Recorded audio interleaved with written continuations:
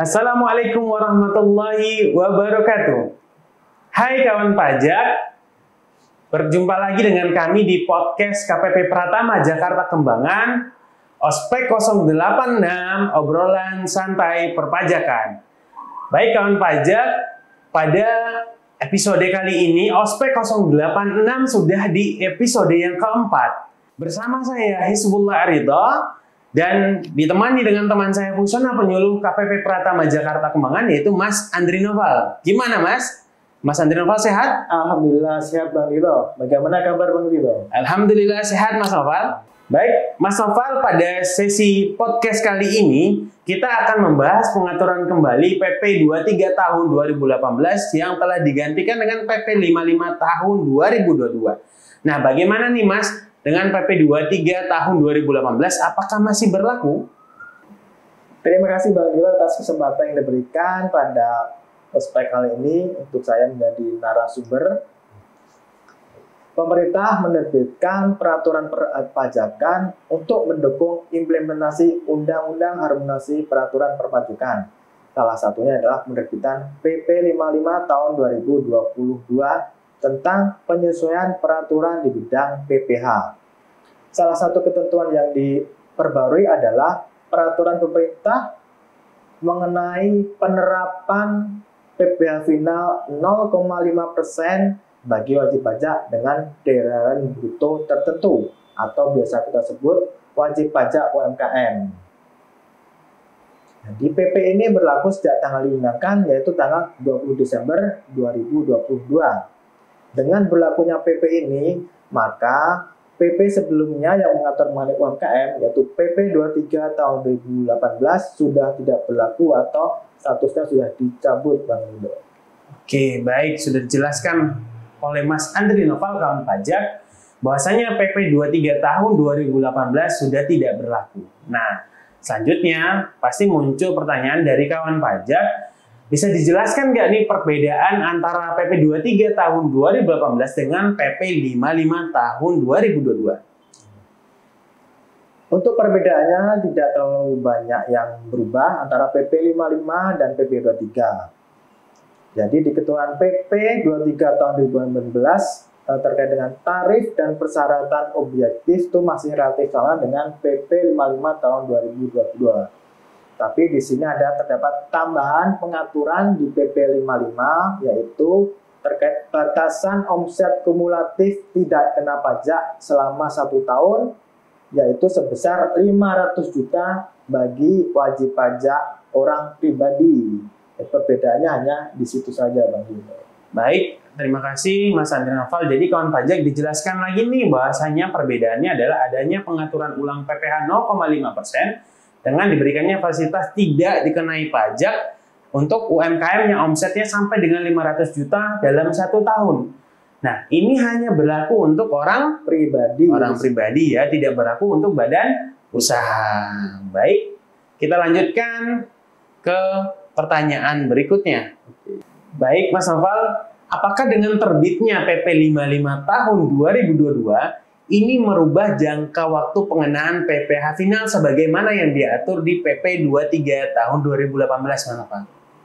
Walaupun dengan adanya PP 55 ini, jangka waktu tertentu pengenaan PPh final tetap meneruskan jangka waktu berlakunya berdasar PP 23 tahun 2018. Pertama, untuk wajib pajak orang pribadi dan wajib pajak badan yang terdaftar sebelum berlakunya PP 23 tahun 2018, jangka waktu dihitung sejak berlakunya PP, yaitu sejak tahun 2018 sampai dengan berakhirnya jangka waktu sebagaimana diatur dalam PP 23 tahun 2018, dan juga wajib pajak tidak lagi memenuhi ketentuan dikenai PPh final 0,5% berdasar PP 55 tahun 2022. Meskipun jangka waktunya belum berakhir. Kemudian yang kedua, untuk wajib pajak orang pribadi dan wajib pajak badan yang terdaftar setelah berlakunya PP 23 tahun 2018, jangka waktu dihitung sejak tahun pajak wajib pajak tersebut terdaftar memperoleh NPWP. Itu Bang Ibu. Ternyata sama saja ya Mas Noval dengan aturan sebelumnya. terkait dengan bagaimana jangka waktu dari PPh final itu sendiri ya. Iya, sama saja Bang Ridho, tidak ada perbedaan. Dengan ketentuan tersebut, apabila wajib pajak orang pribadi serta wajib pajak badan terdaftar sebelum berlakunya PP 55 tahun 2022 dan sudah tidak memenuhi persyaratan untuk memanfaatkan PPh final sesuai PP 23 tahun 2018, maka wajib pajak tersebut pun tidak dapat memanfaatkan PPh final sesuai PP 55 tahun 2022. Selanjutnya, kita akan membahas terkait dengan PPh final 0,5% di PP 55 tahun 2022, yaitu tentang tambahan subjek yang dapat memanfaatkan PPh final 0,5% di PP 55 tahun 2022. Bisa dijelaskan, Mas Noval? Nah, betul sekali Bang Ridho. Di sini ada tambahan subjek pajak yang dapat memanfaatkan ketentuan PPh final 0,5%, yaitu Badan Usaha Milik Desa atau BUMDes, Badan Usaha Milik Desa Bersama atau BUMDesma, dan juga PT Perseorangan yang didirikan oleh satu orang. Oke, baik. Dengan adanya tambahan subjek ini, Mas Noval, bagaimana dengan jangka waktu pengenaan PPh finalnya? Kalau sebelumnya sudah diatur di PP 23 tahun 2018, dan bagaimana nih sekarang dengan PP 55 tahun 2022? Untuk jangka waktunya tidak berubah juga Bang. Jadi untuk pembagian jangka waktunya yang pertama 7 tahun bagi wajib pajak orang pribadi. Kemudian yang kedua adalah 4 tahun bagi wajib pajak badan yang berbentuk koperasi, CV, firma, BUMDes, BUMDesma, dan juga PT Perseorangan. Kemudian yang ketiga adalah 3 tahun bagi wajib pajak badan berbentuk perseroan terbatas atau PT.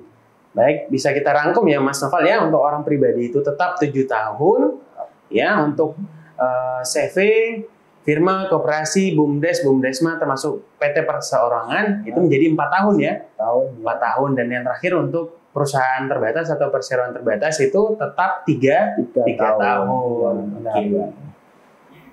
Baik kawan pajak, selanjutnya kita membahas terkait dengan penghitungan jangka waktu pengenaan PPh final 0,5% di PP 55 tahun 2022. Dengan tambahan subjek pajak ini, bagaimana Mas Noval? Diatur di PP 55-nya seperti apa? Oke. Baik, untuk tambahan subjek berupa BUMDes, BUMDesma, dan PT Perseorangan atau Perseroan Keuangan, itu ketentuannya seperti berikut ya. Yang pertama, bagi wajib pajak yang terdaftar sebelum berlakunya PP 55 tahun 2022, maka jangka waktu pengenaan PPh final 0,5% ini dihitung sejak PP 55 ini berlaku. Kemudian yang kedua, bagi wajib pajak yang terdaftar setelah berlakunya PP 55 tahun 2022, maka jangka waktu pengenaan PPh final adalah sejak wajib pajak tersebut terdaftar. Begitu Bang Ridho. Baik kawan pajak, ini adalah sesi podcast yang paling menarik ya, karena kita membahas terkait dengan PP 55 tahun 2022. Baik kawan pajak, kita akan masuk ke sesi akhir terkait dengan pembahasan podcast ini. Untuk Mas Noval, ada nggak pesan buat kawan pajak dalam pemenuhan kewajiban perpajakan? Baik kawan pajak, dengan berlakunya PP 55 tahun 2022 ini diharapkan terutama bagi WP UMKM ya, dapat memudahkan pemenuhan kewajiban perpajakannya. Selain itu, diharapkan juga dapat memperluas basis data perpajakan dan juga dapat meningkatkan kesadaran dan kepatuhan wajib pajak terhadap ketentuan perpajakan yang ada. Baik, yang penting lakukan pemenuhan kewajiban perpajakan ya sesuai dengan ketentuan peraturan perpajakan. Baik kawan pajak, sekian bincang-bincang kita di podcast Aspek 086 episode keempat kali ini.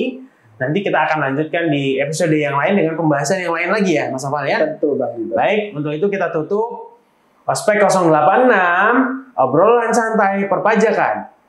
Pajak kuat, Indonesia maju.